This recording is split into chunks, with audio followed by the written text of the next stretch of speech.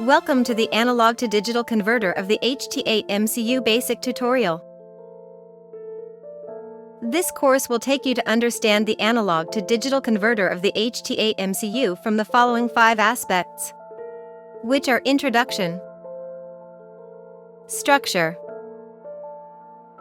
registers, interrupt, and application examples. Analog to digital converter introduction. First, let's take a look at what analog signals and digital signals are. An analog signal is a continuously changing signal that is continuous in both time and amplitude. The physical sensors output analog signals, such as temperature sensors, pressure sensors, sound sensors, etc. A digital signal is a discrete and discontinuous signal, usually represented by binary codes 0 and 1. Next, let's take a look at what an analog to digital converter is.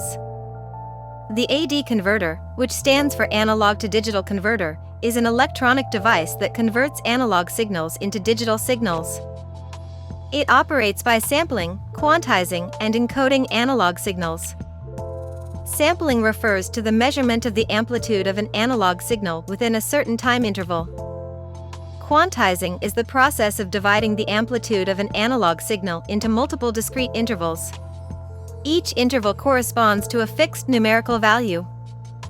Encoding is the process of converting quantized digital values into binary format for further processing and transmission.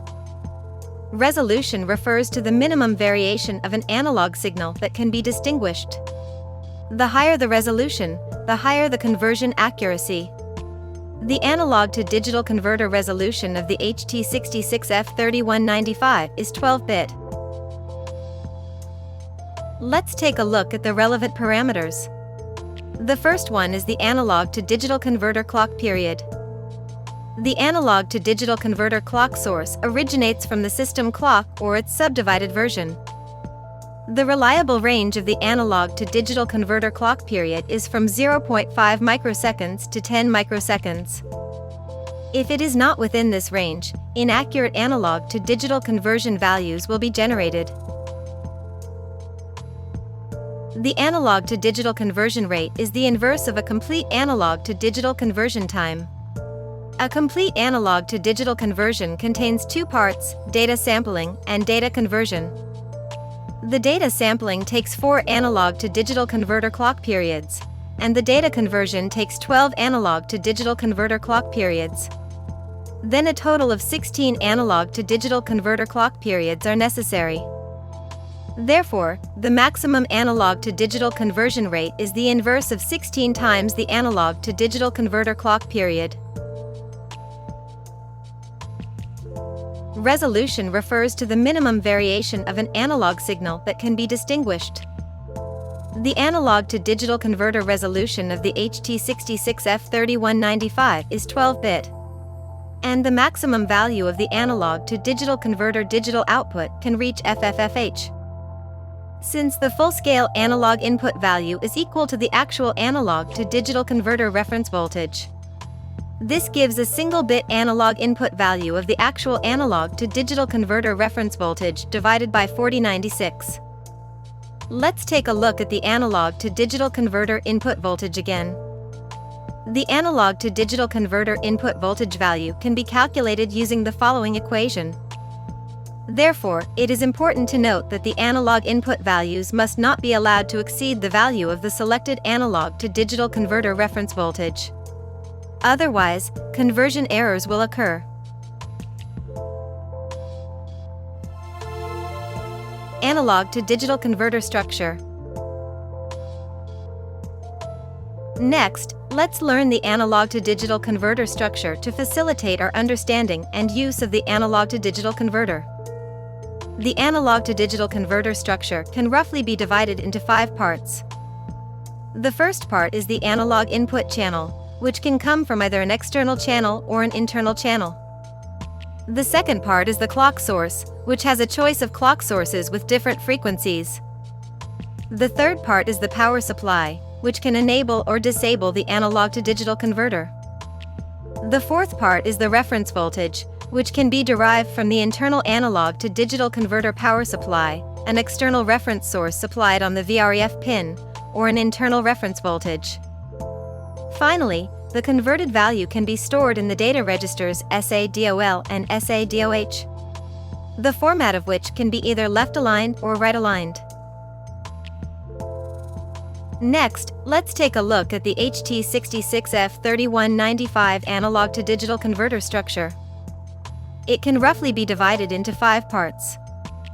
The analog input channel part is configured by the input signal selection bits, SACS3 to SACS0, and SAINS3 to SAINS0, which can be either an external channel or an internal channel.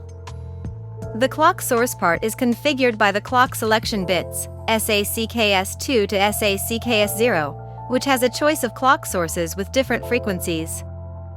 The power supply part is configured by the control enable bit, ADCEN, which can enable or disable the analog to digital converter.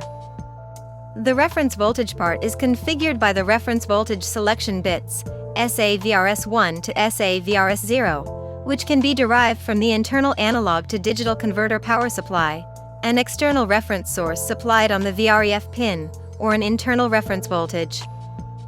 Finally, the converted value can be stored in the data registers, SADOL and SADOH, the format of which can be configured to be either left-aligned or right-aligned by the data format selection bit ADRFS.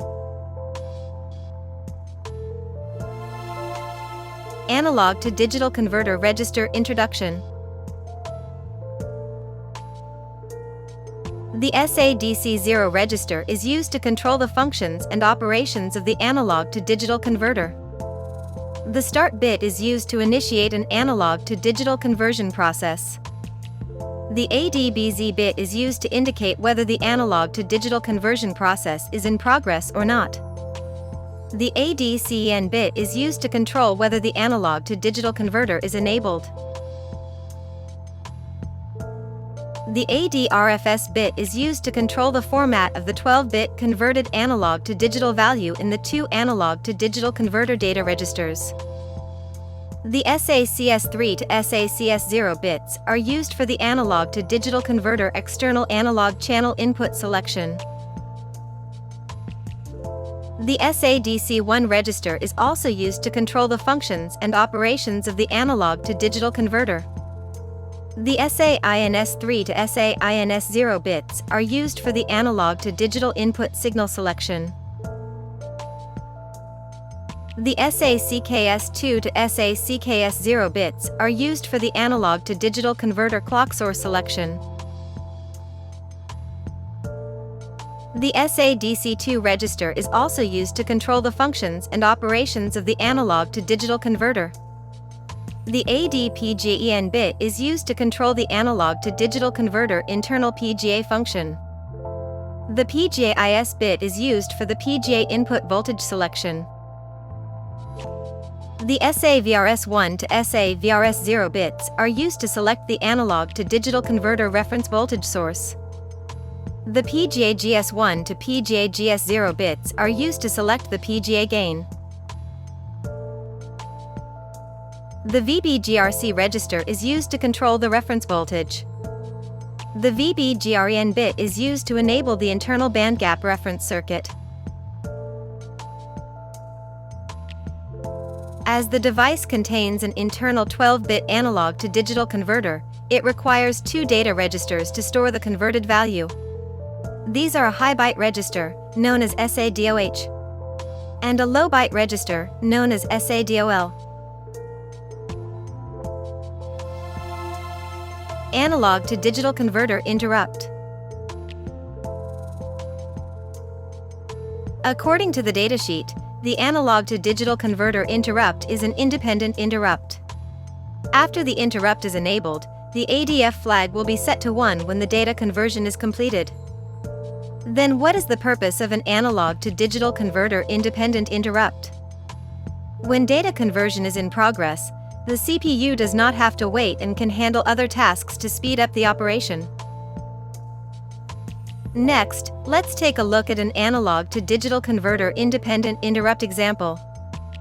First, define an interrupt service routine name. Then, use the lookup table to obtain the interrupt address. An independent interrupt corresponds to a unique interrupt event. The interrupt event can be handled once the interrupt is entered. Application examples. Next, let's take a look at a program example. How to initiate an analog to digital conversion. First, initialize I/O to configure PB1 as the analog to digital converter input channel 1. Then configure the analog to digital converter function. Select the external analog channel input and clock source by configuring the SADC1 register. Select the analog to digital conversion reference voltage by configuring the SADC2 register. Enable the analog to digital converter, select the external analog channel 1 to be converted, and select the data format to be right-aligned by configuring the SADC0 register. The analog to digital converter needs to wait for an on-to-start time from startup to start sampling. Next, configure the interrupt. Clear the interrupt flag ADF. Enable the interrupt bit ADE. And enable the global interrupt bit EMI. Initialize the analog to digital conversion by setting the start bit from low to high and then low again. When the analog to digital conversion is completed, the interrupt request flag ADF will be set high. When the stack is not full, the analog to digital converter interrupt subroutine will be called to read the converted data and automatically clear the ADF bit.